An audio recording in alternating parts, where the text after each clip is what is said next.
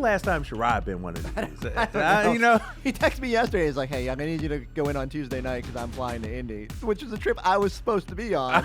And he muscled me out of it. I was like, so hold up. There's some insider beef going on. And we're using this for the podcast, right? Yeah, this that's fine. Right here. This is like gold right here. I will put this on documentation. Let this be the outro to the podcast. Hey, as long as you get Miami and L.A., you're all good. Orlando. I swear to God, but I was going to complain about it. And then as I was getting worked up about it, I was like, it's just Indy. Now I can be like, hey, bro, you got to go to Indy. Right. I got Miami, Orlando, New Orleans coming up. Exactly. This is the Celtics Talk Podcast. Kyle Draper and Chris Forsberg. No A. Sherrod Blakely this week on the podcast again. Did you see our number? Oh, wait, no, he was there for last week. Was he there? Yeah, I think so. Was I there? Because we were post up. Yeah. Oh, yeah, all right. Yeah, I know. One of those rare weeks where we actually had all of us. I was about to say, because we did some great numbers, and I was like, man, hopefully I was a part of that, I'm just taking the credit and everything. You don't want to miss the week where the numbers are off the charts. That one person. All right, so we got a great show coming up in just a minute. We're going to get you ready for that big matchup on Thursday between the Celtics and the Sixers. Chris, you talked to Serena Winters, the sideline reporter down there at NBC Sports Philadelphia. I got to imagine they're extremely high on their team, just like we're extremely high on our team.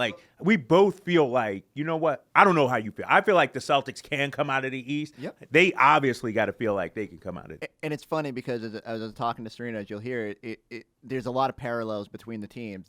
Both sides don't feel like they've played their best basketball. Both teams haven't been healthy. Both teams are still figuring out new faces, and it's cool to sort of see them. They're both really good right now, but there's another level they can both go to, and I think it's going to be interesting for this one. It's one of those measuring stick games, right? Sometimes we overhype these matchups in the season, but I don't know. I'm okay with overhyping this one. This one's going to be fun. Yeah, it's an early season matchup, and I feel like the Celtics owe them a little bit. Mm-hmm. I got to imagine the Celtics feel like they're in a much different place than they were opening night.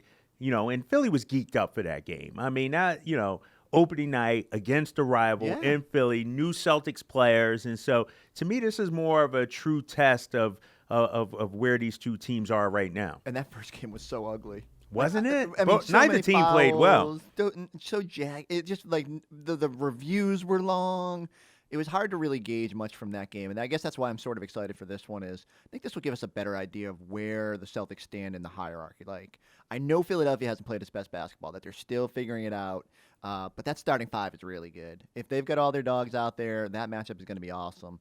And I just think this whole week has been cool for the Celtics. You got Jokic on against the Nuggets last week. You get Tristan and Kevin Love. What do we talk about? And now we'll go with the Indiana game. You'll get Sabonis and Turner. Sabonis and, Miles. And then Embiid and Horford. And so, what do we talk about for so long coming into the season? Okay, can these bigs survive? Right. Are these the bigs that are going to lead the Celtics? We'll have an idea by the end of the week about exactly where they stand and do they need to go get somebody? Trade season opens on Sunday, December 15th, when all these guys can be traded. That's coming up. That's crazy. Yeah, so now, all of a sudden, Kemba, Cantor, Wanamaker, Tice, all these guys within the next month and a half are going to be able to be traded, most of them by December 15th. And so all of a sudden the floodgates could open. I don't know if the Celtics need a move, though. We'll talk about that. That's coming up in a minute because I do want to ask you about the trade deadline. And, you're hearing the Kevin Love rumors out there also, so we got to get into that. But first, we're going to get into your interview with Serena Winters. And before we get to that, let's take a second to show some love to another podcast you might like right here on the NBC Sports Podcast Network. Hey, it's Tom Haberstroh here, your national NBA insider at NBC Sports and host of the Haberstroh podcast. You're going to want to listen to this latest episode with Kobe Stan's arch rival, ESPN's Amin El-Hassan. The former Phoenix Suns executive gets into the Los Angeles Lakers' amazing start. There's a difference between me saying your schedule has been easy and you're not good. I never said the Lakers weren't good. Talk about Utah's slide from contender status. And we get into some stories from his Suns-Lakers series behind the scenes when he was with the Suns. So go check out The Habershow. That's Habershow, wherever you listen to podcasts.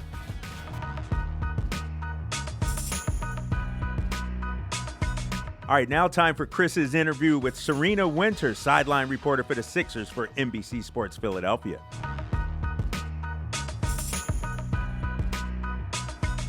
All right, let's go out to the phone line and welcome in NBC Sports Philadelphia's Serena Winters, covers the Sixers excellently down there.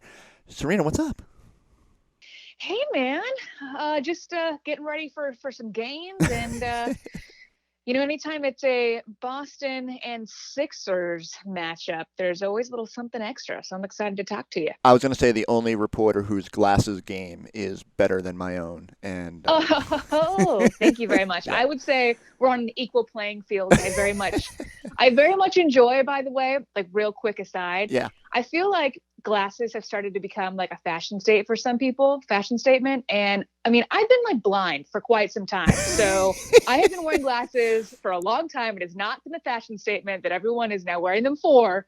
But yeah, I don't. Shout out to the nerds out there who wear glasses because you really have to. Well, it's funny too because sometimes people do say that to me. They're like, "Do you wear them to be styling?" And I said, "Actually, no." When I discovered I was blind was when I was first started to cover the Celtics. I realized that, like, I'm having trouble sort of seeing the jersey numbers at the far end of the court. Yep. And that was the first hint that maybe the division was starting to go a little bit. So it'd probably been 5 years too long by that point. But now it's now I try to take advantage and be as stylish as possible, but it is more out of necessity.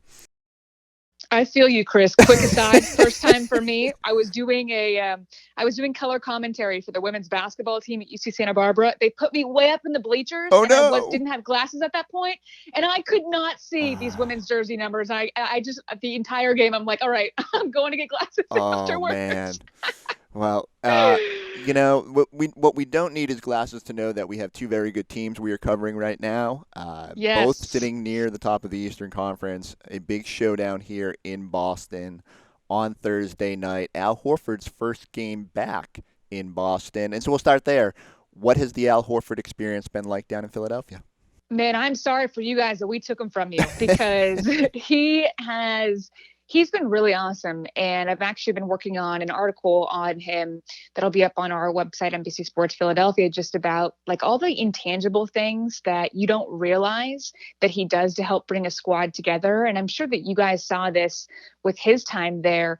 But when you've got, a lot of egos and you've got young guys and you're coming into a new team, finding a way to mesh and also adding something to creating that chemistry goes a long way. And simple things like I've noticed Al Horford with our rookie Matisse Thybulle, he will like talk to the refs for Matisse to be able to tell him what he needs to do better next time. He's always the guy in a timeout, whether they're up or down, things are going good or bad, to say something. So on top of what he's brought on the court, which has been great consistency and an ability to play 4 or 5.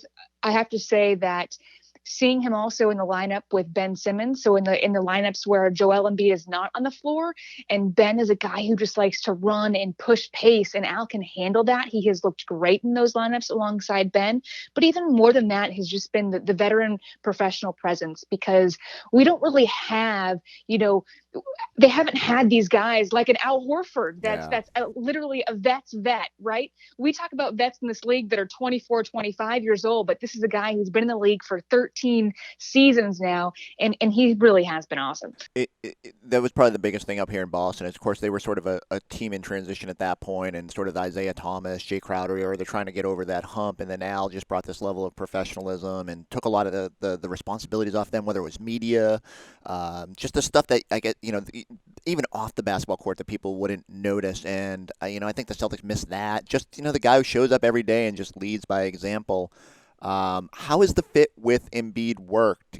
Both either in a too big lineup or sort of staggering them and Al playing the 5. Like, has that fit been well down there for Philadelphia? So this is something that, the listeners can watch during the game. Is there really is 2 different teams for this Sixers squad. It's kind of like and I would kind of argue 3, because you got the lineup with Al and Joel.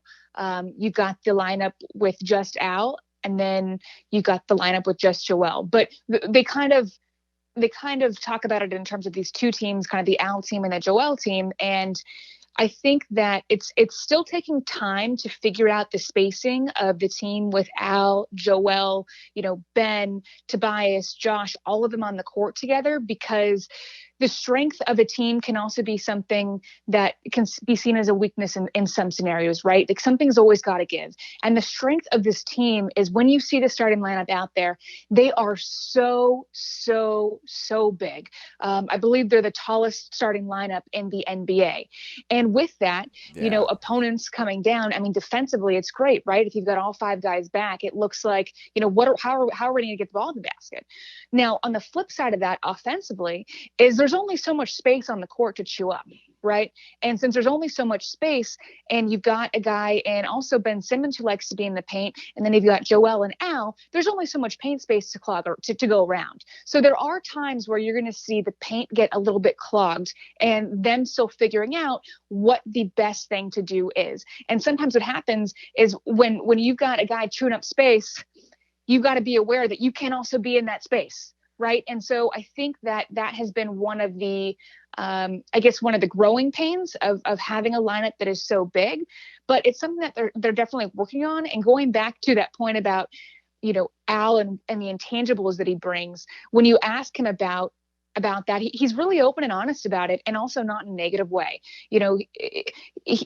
You can ask him about just that, and he will tell you, like, we are still figuring out how to make all of that work, but they're definitely on the right path. Now, switch to the team without Joel Embiid, and when you've got Al Horford at the 5, and he's in the court with Ben Simmons, that has come along pretty quickly. And I think that that's something to keep your eye on too, is that unit has looked great together. So, I mean, look, there hasn't been a ton of, we're still, a quarter of the way through the season.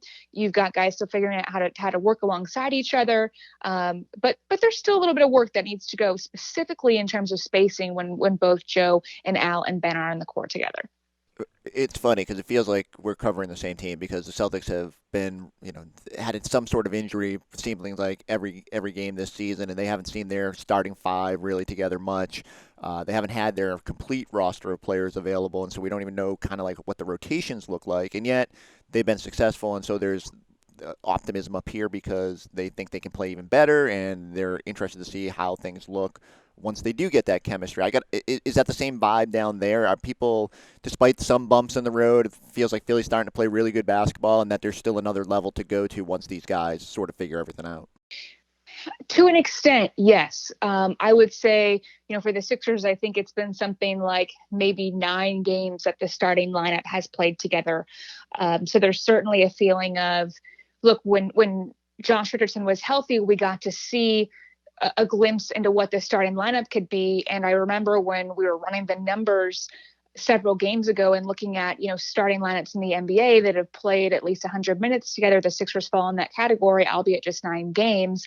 Their numbers offensively and defensively were off the charts. I know defensively for sure the rating is number 1 in the NBA in that category when those guys are on the court together.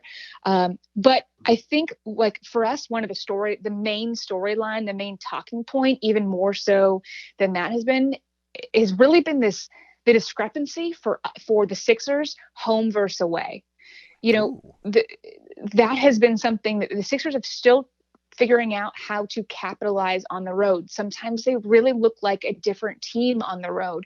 At home, I don't know if it's the crowd is so great there. You can feed off of that. You can get up for that. But then there's times where the Sixers go on the road, and play the Washington Wizards, and you wonder what happened. This looks like a completely different team. So I think that has been maybe the biggest talking point for the Sixers, is just the seemingly what it looks like 2 different teams at home and then on the road.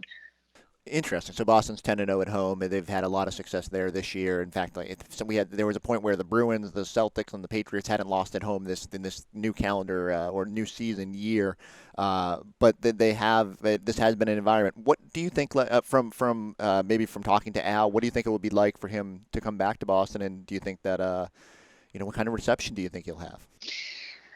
Well, I can't speak for your fans, right? The Boston fans, since I'm not around them too much. I could imagine, or I would hope that they would just appreciate what he gave them in his time there, because like I said, if there's any testament to, he's only been here for a quarter of a season, and I can already tell what he's brought to this team, the professionalism, the work that he puts in has been incredible. And I just think back to the Boston Sixers series and how big Al was in that matchup. And I'm sure for Al, he has been in the NBA for 13 years. So he's done this type of thing before, but for all these guys, when you go back to somewhere that was your home for so long, that you had such a good relationship with these guys, and Al talks so highly of them, you can only imagine there's some extra emotion there. Yeah, it's funny. I don't think if he was watching the Kyrie list return to when the Nets came here, I don't think he has to worry about them chanting any profane thing at him or anything like that.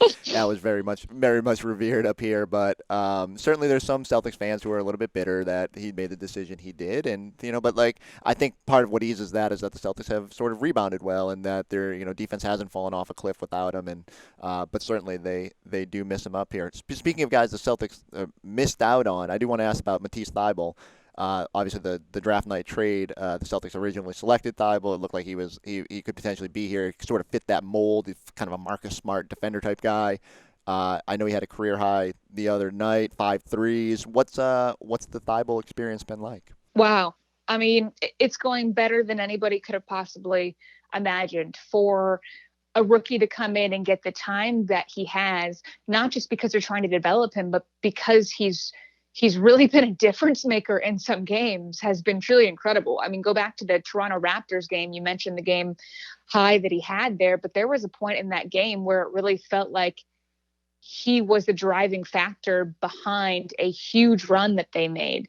And to say that for a rookie, I mean, that's huge. On not a team like, the Phoenix Suns or a team that's in rebuild mode. This is a team that's trying to win now, thinks they can win now. And the fact that they have been using Matisse already shows me that they think Matisse can be a serious factor come playoff time. They wouldn't be playing him right now in the minutes they are if they didn't see a future with him in the postseason. And that is huge for a rookie. What he does defensively is so much fun to watch. It's actually one of my favorite parts to watch of games when he's in there, because he's just so active. He gets so many hands-on balls. It's so much fun. I mean, with that, there comes some pain sometimes, right? And going back to that Toronto game the other night, he played a great game.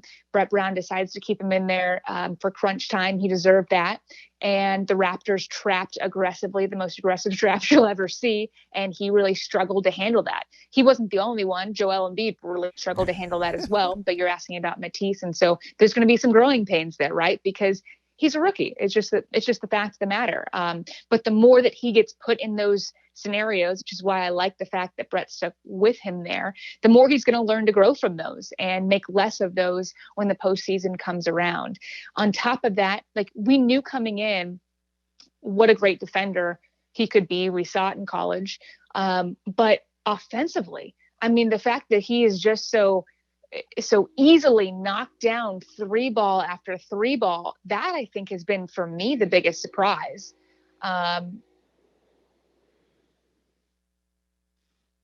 Yeah, I'm not gonna lie. Like, when they picked Thybulle, I was quite excited. He was one of those guys that I don't watch a lot of college basketball, but you could just tell from the way he played, it was a lot of fun, and everyone could bring up the defense being in a zone and all that, but it was really fun to watch him fly around at Washington. I thought he would fit in here. I thought the lineup of him and Marcus Smart would have been dastardly for opposing ball handlers, but the Celtics ended up with Grant Williams, who has actually been a nice addition to their team, has played probably the most of the rookies on their squad, but I'll bring it full circle here. The Celtics were making fun of him recently because he hadn't made a three-pointer through the first 21 games of his career. He was 0 for 25 to start, and Jaylen Brown was calling him Ben Simmons. And Grant actually took offense to this, not because he wanted to be compared to Ben Simmons, but because Ben Simmons had actually made a three-pointer by that point, and he didn't think it was fair to compare him because Grant had never made a three-pointer. Well, he finally got on the board last night, but I was looking down there, and so I saw Brett Brown said something like he wants Ben to start taking at least one three-pointer a game. How is that? I mean, there's just been so much attention on Ben and three-pointers. How has that gone, and how much difference does that make the offense when he can be a threat from beyond the arc? Two very different questions there. I'll start with the first one. The attention on it has been nuts. I mean, nuts. We can't go through a press conference without it being asked about. I'm sorry to bring it up again. I know you must get it every time, but it's just especially from get the, it. from it's the, a story. Yeah. I really do understand it. I'm just in it every day, right? And especially from your perspective, where you're not, covering our team every day. The question's fair. Like I 100% get it. From people that are there every day, it's just incredible that it's asked about over and over and over again. And hey, sometimes you keep asking the same question, you'll get the same response. Well, hey, Brett Brown finally gave something the other night, right? Which is what you just said, which is that, and he didn't back down from it the next day. He doubled down on it and said, look, I want Ben shooting at least minimum a 3 a game. And I also want him to be at the free throw line 8 times a game. He threw that number out there. Look, the facts are the facts. If he shoots more, the game is going to open up for him, right? It's a different, going back to when we started the conversation and we were talking about how sometimes there are space issues with such a big team and with at least 3 guys that love to work in the paint, Ben being one of those guys. That's a scenario where when him and Joe and Al are on the floor, the paint can be really congested. If he is taking shots and guys are guarding him, that's all good things for spacing, right? I mean, it's all good things for everyone involved. It's not just Ben, it's the rest of the team. So, I mean, it's definitely something that is important. It can't be understated. At the same time, what are we supposed to expect for all of a sudden for him to go out and knock down 4 threes or for him to, completely change his game overnight? No. Right. So it's like, it's hard because it really does need to be when he feels comfortable in a gradual thing. But I like what Brett says, like, look, just shoot him. It doesn't matter if they go in or not, but you got to shoot him because how else are you going to get better? Right. And it's going to completely change the dynamic of the team if he's knocking them down here and there. It doesn't have to be a great 3-point shooter, although the 3-point shot is what Brett Brown says interests him the most. He can live without, the long twos. He's okay with him when it comes in the flow of the offense.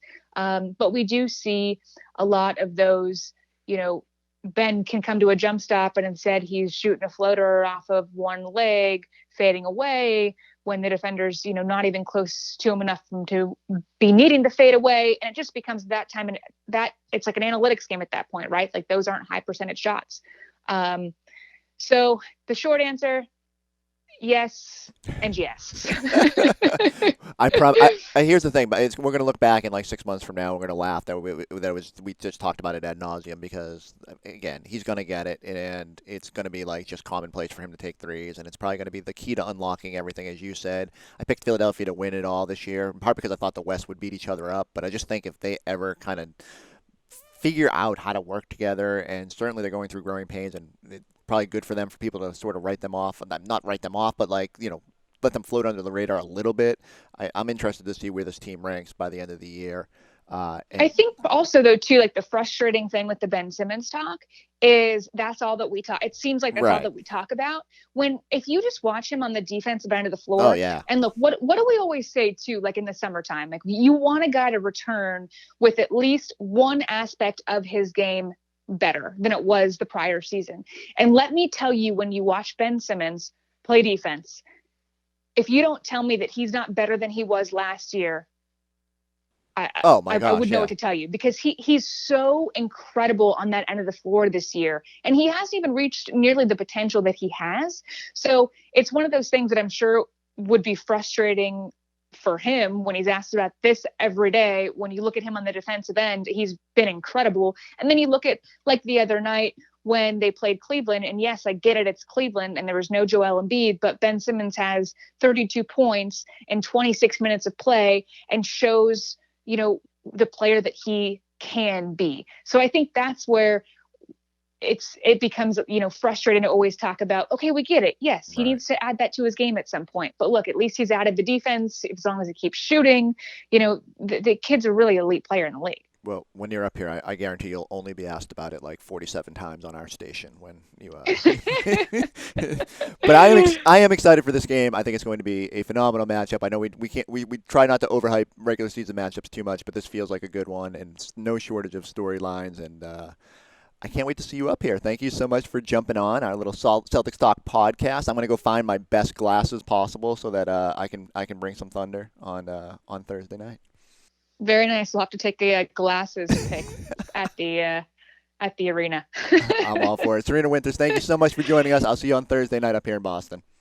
Sounds good, Chris. Let's take a quick break to tell you about CVS Health, where pharmacies are just part of what they do. From home care managers to administrating intravenous treatments in patients' living rooms, they bring care to those who need help most.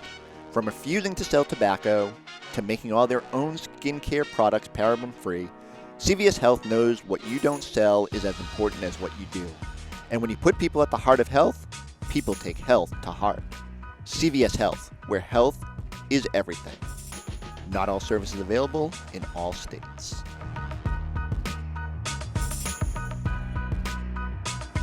All right, great stuff, Chris, with you and Serena. Y'all got into everything, man. That was a good interview. And we talked about glasses, too, because we both wear glasses. Oh, yeah. Now, let me ask you, because I see people wearing glasses. And remember in the NBA, wearing glasses was the thing. Like, guys would wear them without even lenses or anything, Drapes, you weren't listening. We talked about this. So it's not a style thing. We're both literally blind.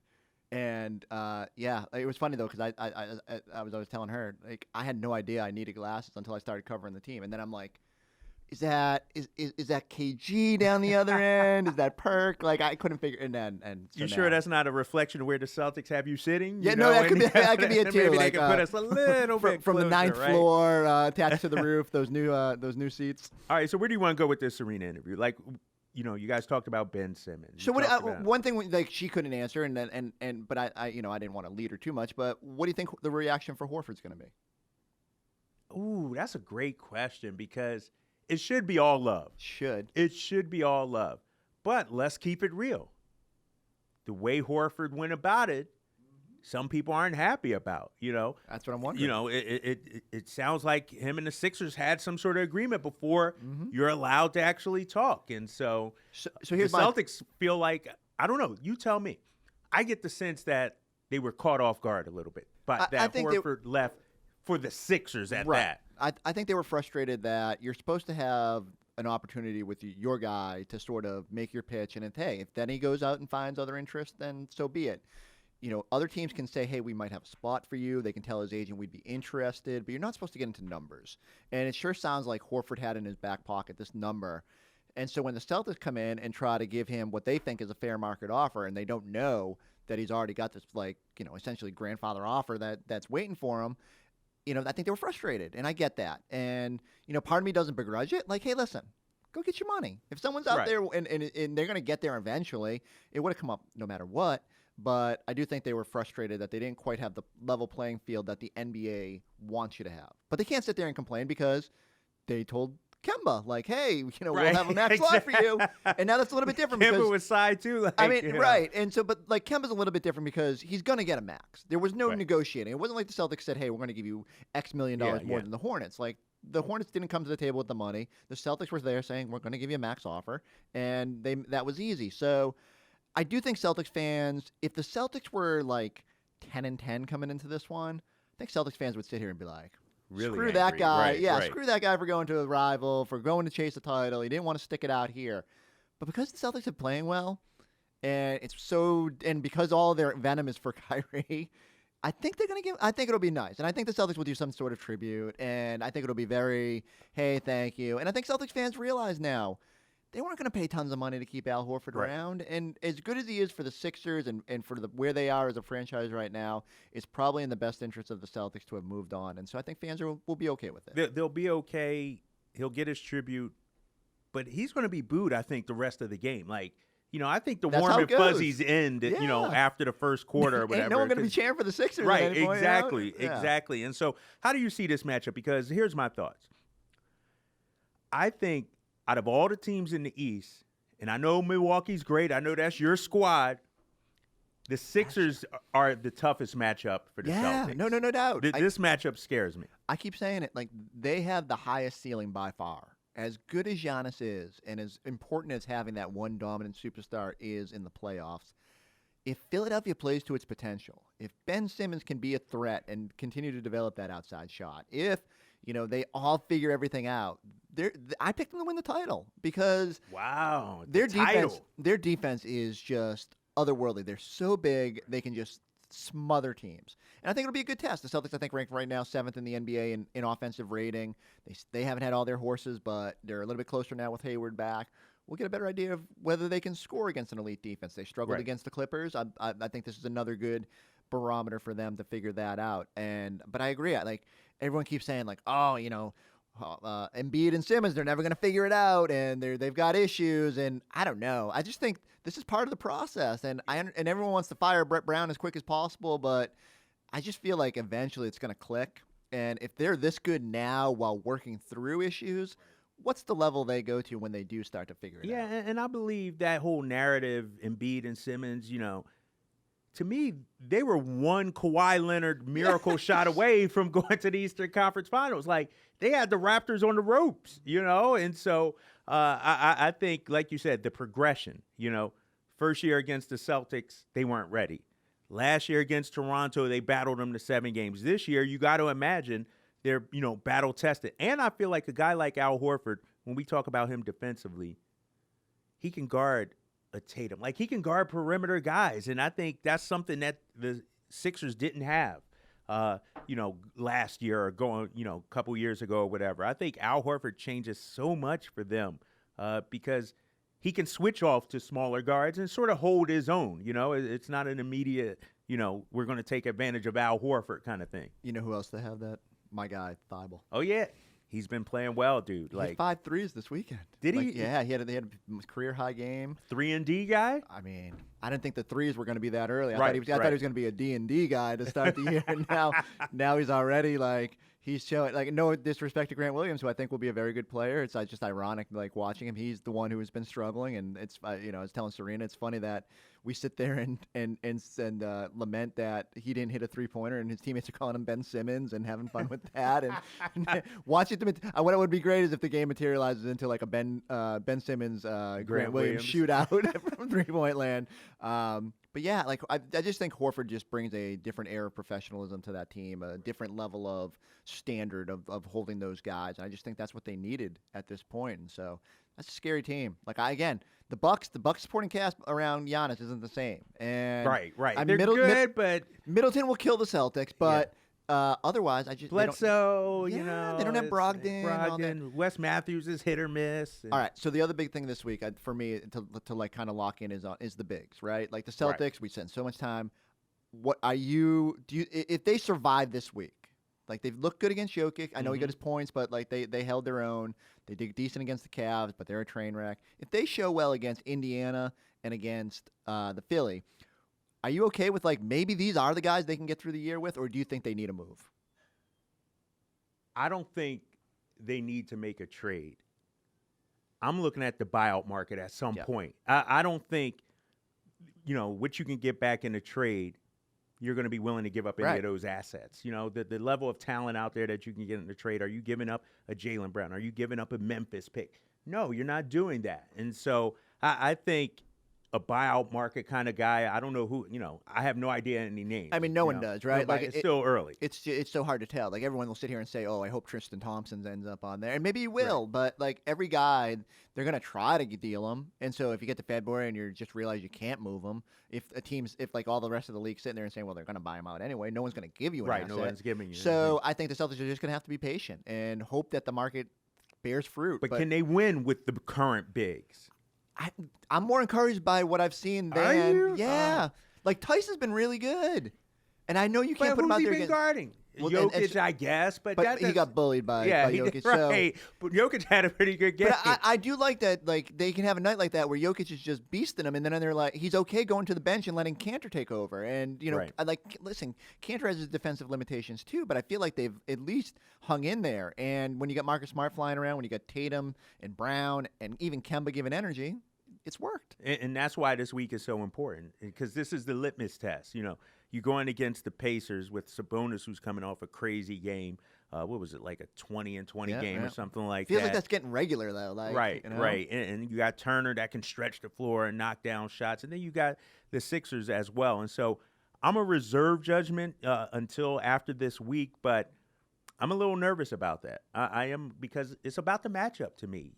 Can they beat Brooklyn? Can they beat the Pacers? Yes, but the Sixers, to me, that's the team you're matching up against, because you have the bodies, I guess, to go against Milwaukee. Nobody's stopping Giannis anyway. Mm-hmm. The Sixers, that's the team I'm worried about. Last thing. We got to talk about the trade deadline. Like everyone, how many times this week have you been asked about Kevin Love? Dude. For like the last 5 years, it feels like, too, right? It's like every year. Ever since he was mingling around Fenway, dapping up Rondo, him and Rondo, at a Red Sox right? game. Yeah. Can we just once and for That's all? not happening. Not happening. That's not happening. Stop right? asking. He makes $29 million. The Celtics would have to trade Gordon Hayward to make that a reality, and they're just not going to. They're do not that. going to do that. Yeah. It's same deal. Like I think Tristan Thompson is a better fit, and so people say, well, why wait for the buyout market? Just go trade for him. Well, are you giving up Marcus Smart? Right. To Look get at the money he's due. Yeah. So please, no more Kevin Love. And he's under contract for like 4 more years. Right. Like, it's ridiculous money. No, it's a bad contract. Sense. You're about to pay Tatum. You got Gordon, who's playing, looking good so far, coming back. And so Kevin Love, Portland's the team, I guess, everybody's talking That's about. all he wants. He wants to go there. He wants to go there. That's the only team that can make a move for Right. him. Just make it happen. I agree. Anybody else out there, though, because we mentioned December 15th, all these guys can be moved, most of them anyway. Any other big names out there? Does Davis Bertans move you? I actually like him. I love him. like Same deal. him. He's really good. I mean, he might be Yeah. playing his way into where the Wizards don't even want to give up on him because they might hope to bring him back, right? Right. And so I just think that's the sort of guy. So Bertans makes $7 million. I think they call him the Latvian laser now because he's putting up 8.5 3-pointers per game. He's been great. But same deal. It's not enough of a defensive upgrade to me to justify giving up a first-round pick. Right. You're not giving that up for Bertans. So I mean, maybe you give up that Milwaukee pick, late first round, 30th overall, if they win the East. I don't know if I'd even do that. So that's man. the thing, It's and that's what you have to balance is this roster is getting expensive. Are you going to commit all these, giving up draft picks and not having this young nucleus to sort of nurture and supplement your core with, or do you I don't know. It's not an easy decision. I don't know if there's a win now move for the Celtics though. I think it's ultimately really hope that this is the core that you can get by with, and then just examine the market. And well, think about it though. Jalen's going to get better. Jason's going to get better. And so I know we're smelling championship finals berth this season, but if I'm Danny Ainge, I'm not going out there and doing something dumb just to go for it this year. I'm not giving up the Memphis asset unless it's for an Anthony Davis or somebody of that ilk, I will say, after what we went through with the Kings pick, do you have any hesitation? People keep telling me you can't give up that Grizzly pick, and I'm like, well, maybe you can. All of a sudden it's 10th, and you're like, damn, maybe we should have moved that. That's true, and John Morant's looking great, and the Grizzlies in a next year might not be as bad as we're hoping. Got to get Jay Crowder out of there before he wins them too many games. Exactly. Is that it? Is that the show? You wrapping up? You got anything else you want to add? I might call Serena again and go another half hour on glasses. Maybe mostly glasses. Oh, yeah. No contacts or anything? Did y'all talk about that too? No. I've never done contacts. I'm too much of a baby. Really? Yeah. One. Well, okay. Well, one, I'm too much of a baby, and two, I'm too lazy. I would not take them out, and I hear that's bad. Ooh, yeah, I hear that's what I hear too. Messes with all you. dry and overnight. And plus, selfishly, I like glasses. Right. No. Hey, that's your thing. Do you have more than one pair? I never look at you close enough. Are you to kidding see me right that. now? This is so disrespectful. My bad. I'm never checking you out like that, man. I feel like the ones you have on now are different. That's gonna do it for this week's edition of the Celtics Talk Podcast. I got 47 pairs in Drape's. Oh do you my ever wear the gosh, same dude. My bad. Yeah, All right, let's get out of here. Are we doing a podcast again this week? Yeah, like I think Friday? so. Oh no! I'm not oh wait! part of it, though, big fella. This I is am gonna be. outta Wait! here. This is gonna be great because you will not be there, and this will be a video one. It's gonna be a video too with Abby. Yeah. I'm gonna lose that. I know. I mean, it's just the laws of nature, right? I'm gonna lose that way. I'm actually gonna bring all my glasses collection and change them out as we go through the show. I know, right? Every topic, switch out a new look, right? All right, let's get out of here, man. Thanks to Serena Winters for jumping on the Celtics Talk Podcast. Huge game, of course, coming up on Thursday. Celtics Sixers, big week, really, when you talk about the Pacers and the Sixers. And then next week, you got a matchup at Dallas that's going to be huge as well. So, Chris Forsberg, good job as always, man. We'll catch you next time on the Celtics Talk Podcast.